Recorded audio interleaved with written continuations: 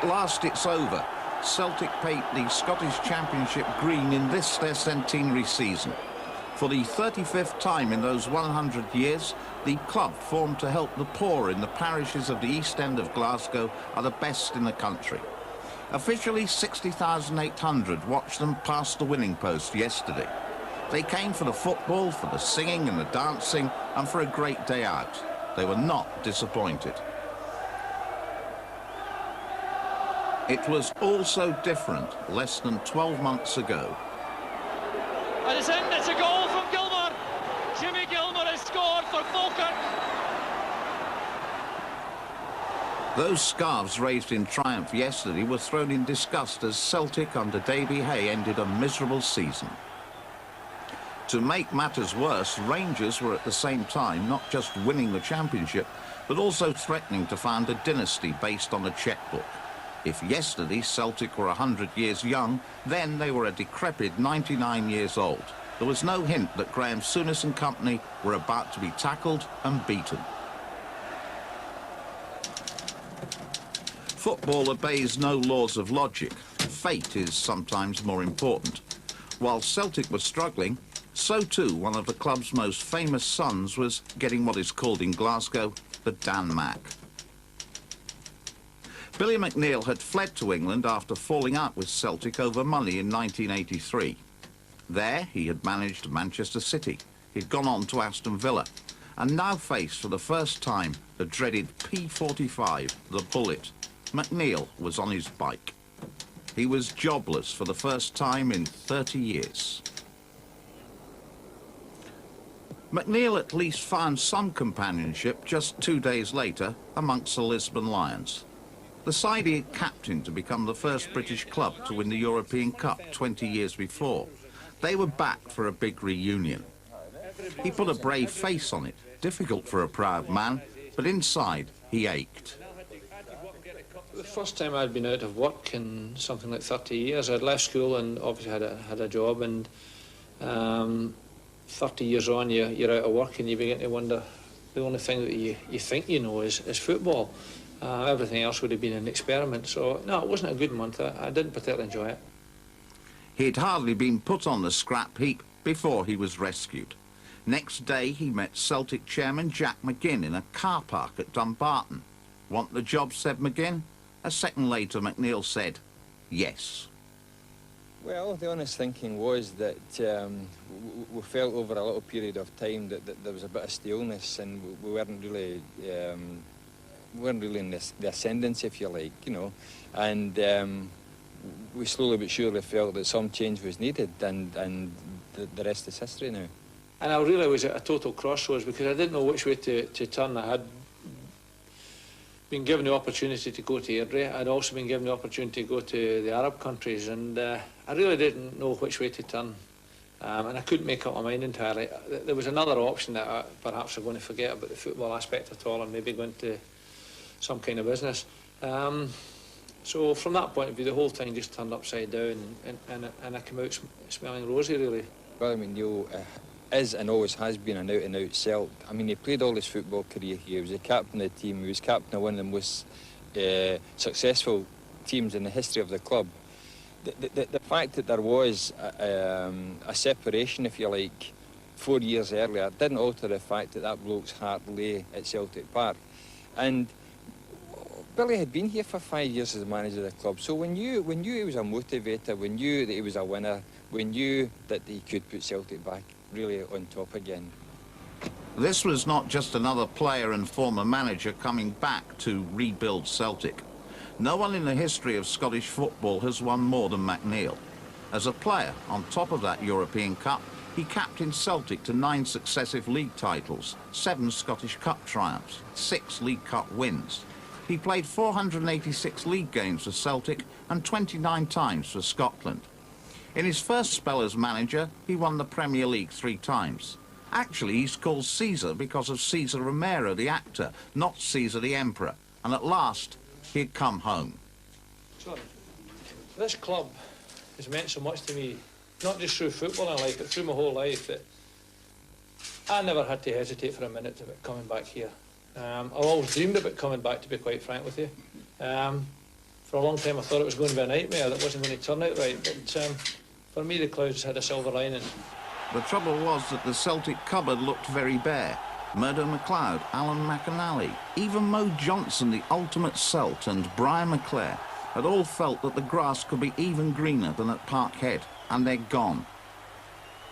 It was very disappointing because, in particular, we lost the best potential strike force, really, if not in Scotland, certainly.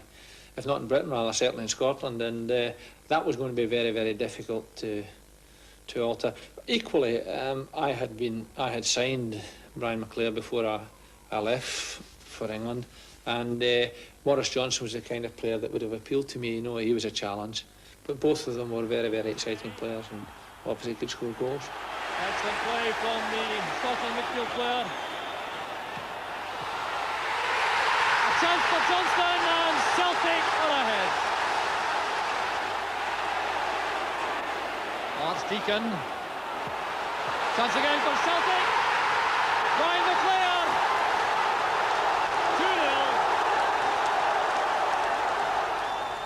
2-0. At Rangers, they would spend millions of pounds in the biggest investment ever made by a Scottish club. McNeil had to be worried about that club on the other side of the city. I think all of us would like to be, and all of us in management would like to be in that position where we can go and buy the players that we really want. So if your oldest rival is doing that type of things, then you've got to be aware of it, and certainly it worries you. But I have always felt that you've got to concentrate on doing your own thing and getting your own game in order, getting your team organised properly, and building up the aspects of team play that you think are important. You can't sort of spend the whole time looking over your shoulder and worrying what other people are doing. But nevertheless, you've got to be concerned and got to be aware of what they were doing. From a point of view of buying players, it was necessary for us to replace players who had left the place. And, you know, I think if you look at the thing, you'll probably find that something like 4 players departed the scene and we brought 5 in. So it was not a case of us going out in a sort of spending spree to follow anybody. We did it our way. First to arrive, Andy Walker from Motherwell for £350,000. Andy settled in probably even better than I could have anticipated. In actual fact, all of the players have settled in very well. But Andy in particular settled in much, much better than I could ever have anticipated, because he hadn't had all that much experience, hadn't had a tremendous amount of experience at Motherwell. And to come here and to settle in the manner which he has done has been great.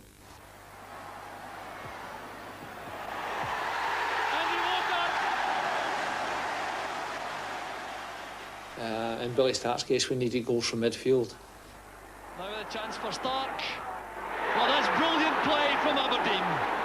So when I contacted Billy, he was delighted, but he had to be patient because I didn't want Billy Stark to be the first signing. I felt from a psychological point of view it was important that I didn't put too much pressure on him, because I knew there would be people who'd raise eyebrows at the first signing being Billy Stark. As it so happens, Billy's become a very, very firm favourite, and everything went very well. But he's a good example. He's a good player, but he's also a good example in the dressing room. He's a good example in the training ground as well. Arms with the corner. Magnificent header, it's Billy Stark. And he had no problems persuading Cornishman Chris Morris to sign from Sheffield Wednesday for £100,000. I don't think that anybody in the football world, with any sort of knowledge of the game, can not know of Celtic. I mean, they're one of the biggest clubs in the world, fantastic tradition, fantastic support, legendary club, so nobody needed to introduce Celtic to me. When I came at first, I did inquire for another Scottish player with a Scottish club, but the fees they were asking for were incredible, so I quickly switched the attention to Chris, and while there was a little bit of a gamble bringing someone from south of the border up here, he's settled in so well and he's become a very, very firm favourite. Obviously he's very much happier going forward than as a true defender, but again, he follows a tradition in this club with Tommy Gemmell and Danny McGrain. That's accepted, and indeed it's demanded it sometimes. But a few signings do not make a season. Celtic struggled before they succeeded. Ballers in trouble! Eric Ferguson! 2-1 to Dunfermline, and that was a disaster for the Celtic goalkeeper. The signings had been sensible but not spectacular. The fans wanted Charlie Nicholas. McNeil was tempted, but when the club record was broken, it was Frank McAvenny, £850,000. His type of player has always appealed to me. I was a centre-half myself, and I know the difficulties that you can have with someone as determined and as quick as Frank. And that was one prime factor in the whole thing. Equally, if you look at Frank's career, albeit he made a big move down to England and has made a bigger move back up to Celtic, he hasn't had any great share of honours. I know he's had some international caps, but in the playing sense, he hasn't been in a situation or in a team that's given him the opportunity to win prizes. I felt it was important that ambitious players came here, players that felt they still had a lot to prove, and I felt in Frank's case that was there in abundance. But more importantly, he's quick, he's aggressive, and I think he's always capable of scoring goals, and equally he's always capable of creating situations where people around about him will score goals. Joe Miller stepping away from Law. Next day's pass was McAvenny. In the middle is Andy Walker, and Celtic are ahead. We have taken a grip of the match at the start of the second half. Certainly didn't have things all their own way in the first half, and conscious of that clearly as McAvenny comes inside. There's Burns. That was magnificent. Headed by McCormick. Returned by Rogan. Here's McAvenny. Willie Stark. The inevitable finish from Willie Stark, and Celtic make it 3. Celtic looked to the Granite City for the last piece in the jigsaw. Joe Miller at £650,000. Ball finds its way to Joe Miller, a chance for the equaliser. Yes! Joe Miller has done it for Aberdeen! Initially we went to Aberdeen and asked about Joe Miller, and they said that under no circumstances would they sell him to us. That wasn't a personal thing between Aberdeen and Celtic. It was just, I think, a common sense attitude at that particular time that they didn't want such a talented young player to come to another Scottish club so their fans could see him regularly. I think they were perhaps resigned to the fact of losing him, and they may even have hoped that some of the English clubs would have come in and taken him. In terms of creative accountancy, McNeil's shopping had not been expensive. With the players going and those coming, he'd spent just £200,000. Scotland captain Roy Aitken was, of course, part of a spine of talent and experience already at Celtic. Pat Bonner, Ayres goalkeeper at the European Championships this summer, was there.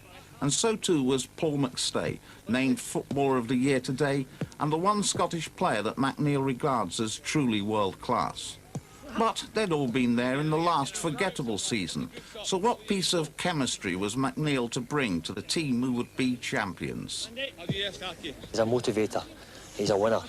And that comes out and it spreads motivation throughout the club. And that's been a difference this year, that we've really had a great desire to win this year. He likes to take part in training sessions. He likes to kid on, and people like Frank McAvenny are ideal for him because he loves bouncing off people like Frank McAvenny. He's telling him where he was at the weekend. We talk a lot about the game now. There's a lot of time spent on our opposing teams, opposing players, and the whole system, the whole place is really alive at the moment. I think he's, last year we were a wee bit down, losing out in the league and honours last year at the end of the season, and he's come and he's rejuvenated everybody. He's just done simple things, just wee simple things that people forgot about. He had a meeting, brought everybody in, and sat us down and told us. One example was that he didn't want any more jeans. He says he didn't know which was nice jeans or bad jeans, so on. So he says no more. Wee simple things like that made us a wee bit more professional in our outlook, and I think has rubbed off.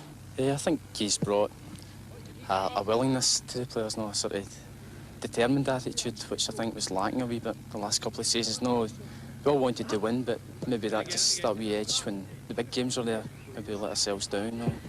Like the run-in we had Rangers, Dundee United, Aberdeen. No, these games we had to win maybe the last couple of seasons and we didn't, but this year we proved that with the new management there behind us, we went out and done it. The very fact that Celtic are, one of the top clubs in Britain, demands a certain style of management, I think, and the manager at the moment, for me, has got the charisma and the character and actually revels in the job, really enjoys it. And that, allied to his knowledge of the game, along with Tommy Craig, has been the recipe for success this season. Between himself and Tommy Craig, Tommy's been very influential too. The two of them has brought about a whole new style. Really, we never had a style when we played with Celtic over the years since I've been there. We've just gone out and played. This year, we've concentrated a wee bit more on the defensive side, but the defensive side taking into account the whole team. When other teams get a ball, our forwards become the first guys that start defending. I mean, you don't win anything at Celtic Football Club, it's a disaster, and that was the case last season. But we knew we had good young players to come into the side as well. We knew that there'd be money available for the manager to spend, and he spent it very wisely indeed. What they had got was a hard man, not a good loser. And what they had to do was to go out and work and play. We just concentrated on taking each game, and bit by bit, the results started to fall together, and all of a sudden players started to develop that bit more confidence. So it's stay with the free kick. A brilliant header by Mark McGee. And inside the bums. A brilliant goal for Celtic.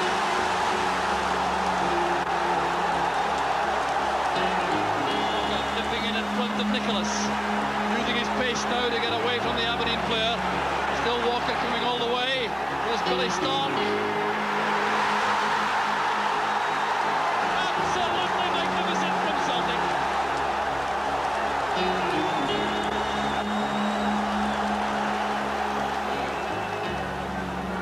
Well, this is very quick. Connor being careful, and he wasn't careful enough. It's McAvenny. Frank McAvenny picks up that gift goal for Celtic.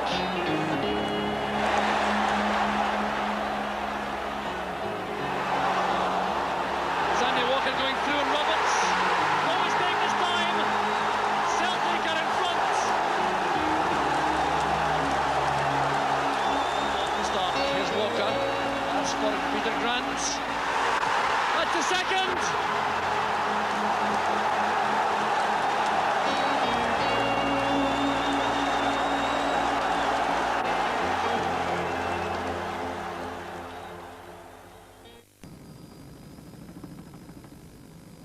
It was always desperately important for Celtic to win the championship this year. Since January, to the usual repertoire of supporters' songs, the fans were also singing Happy Birthday. Founded in 1888 to help the poor, and in those days too there were plenty of them, they were created by Brother Walfrid. And they had gone on to become half of an old firm, the biggest rivals in a city where football shouts out loud, the first city in the world to attract crowds of 100,000 and more. In 1967, under the massive presence of Jock Stein, they had become more than just a Scottish legend. They had become the first British club to win the European Cup, beating Inter Milan in Lisbon. And it was Billy McNeill who had the job of picking up the biggest prize in club football, to the delight of a whole country. Celtic have always been, well, unpretentious. They guard their traditions fiercely. Their ground is homely rather than baronial, although in centenary season they've added a new front door and given themselves more space and just a hint of middle-class gentility. Their hold on their supporters is total.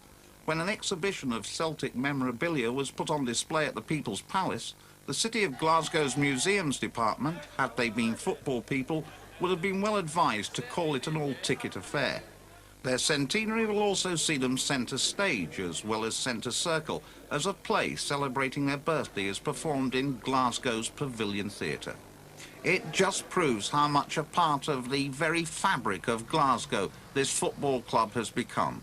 It's inconceivable to think about this dear green place without them.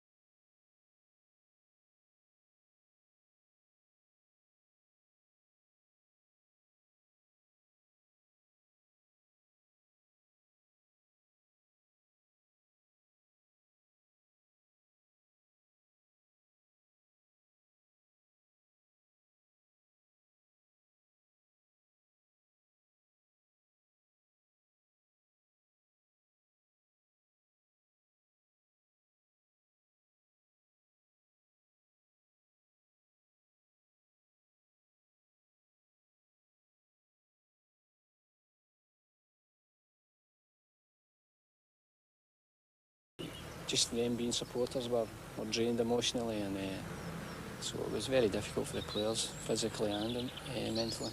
I think every one of us knew how important it was. We knew that so much would depend on the result of that match. We might have gone there and said we'd been satisfied with a point, which would have done us in many, many ways. But the very fact that we didn't accept a point and wanted the victory made all the difference. Had we not had that victory and had Rangers won, then it would have thrown the whole thing into the melting pot again. Celtic rolled on with only one hiccup. They lost a 31-match unbeaten run to Hearts at Tynecastle last weekend. There was something human about that defeat, though. It proved they suffered from nerves. It also meant that the title could now be won on April 23rd, exactly the same date they had won the league on their 50th anniversary in 1938. So the party wasn't held in Edinburgh. It was delayed for another 7 days, but it also meant that paradise could be enjoyed at Paradise. Come as you please, no formal invitations required. Oh, it's tremendous, great. The big man, Caesar's made it all for us. He's made everything happen, you know. Unbelievable. We'd never believed it at the start of the season. It was with the signings of what happened at Ibrox. We thought we were going to be struggling to get a team together and that, like, you know. But it's just unbelievable. And we'll have a great day out today.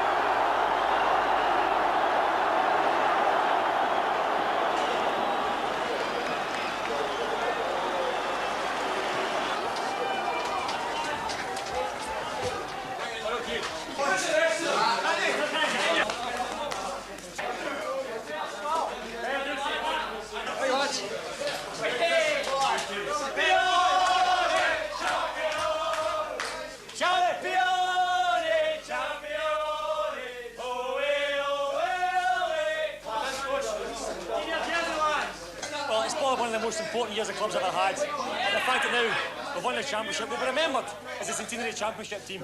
And now it's from here to the Scottish Cup final, and hopefully make it a double celebration.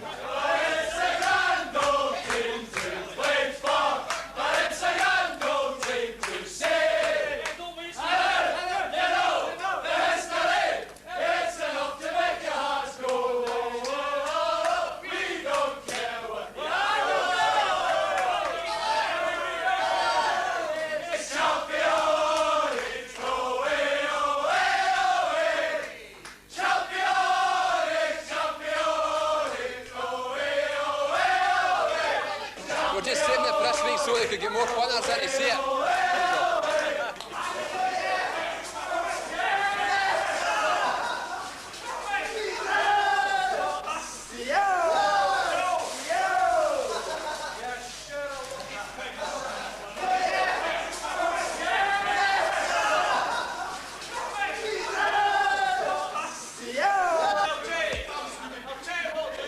The little spur that we needed was there all season because of the fact that it was a centenary year.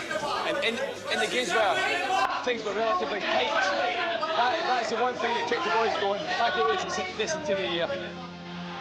On the day it was Bonner, Morrison, Rogan, Aitken, McCarthy and White, Miller and McStay, McAvenny, Walker and Burns, Sutch, Stark and McGee, Peter Grant in plaster. Celtic have come a long way in 100 years and stayed the same as well. They say the joy has gone out of football. It's no longer the beautiful game, but they weren't at Parkhead yesterday.